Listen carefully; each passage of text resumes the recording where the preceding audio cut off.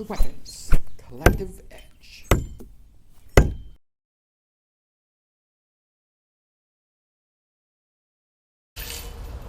Welcome to the Weapons Collective Edge. Today I'm going to go over the Kwan Dao.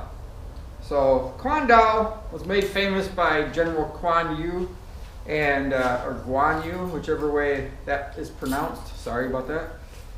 And this weapon was a very, very heavy weapon. It's rumored that the original one was over 100 pounds as far as the general using his weapon. He was a very stout, strong man.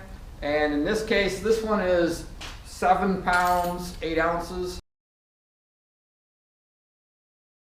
which is quite heavy.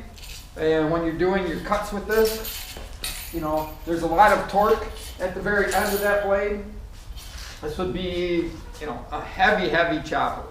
You know, it's still got stabbing ability. You can still hook with it. It's got various techniques that you can do with it. But in the end, it's a huge chopper.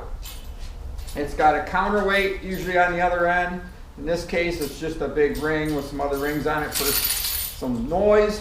This would probably have a little bit more of a counterweight than this one has, so that you can counter this huge, probably 5 pound, maybe 6 pounds of blade on this end. The techniques are nice because they come in and cut, big cuts and big leaps, chopping away. So the feature of this is that heavy, heavy weight. You know, that big swirling weight that you've got behind that for momentum.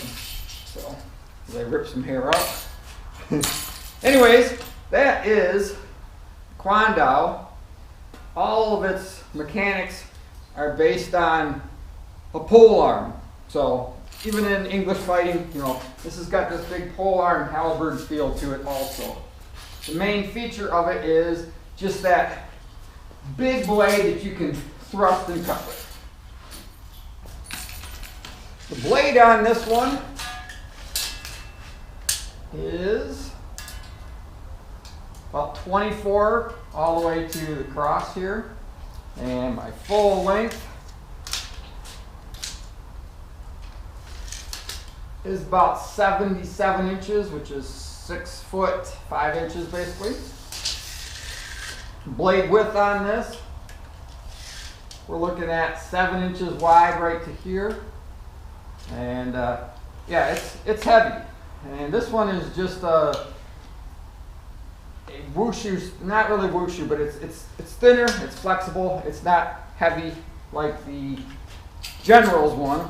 This blade here would be maybe up to 1/4 inch thick, just huge and massive. Maybe realistically, maybe 15 to 20 pounds, and that would make it just a formidable weapon for chopping down.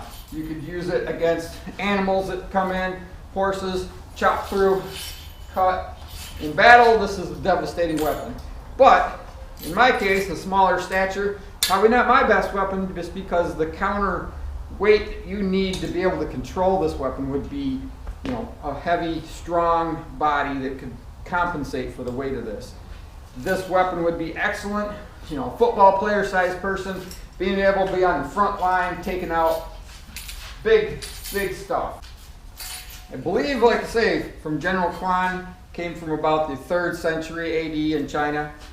This weapon has become a traditional Chinese martial arts weapon that are usually for more advanced students.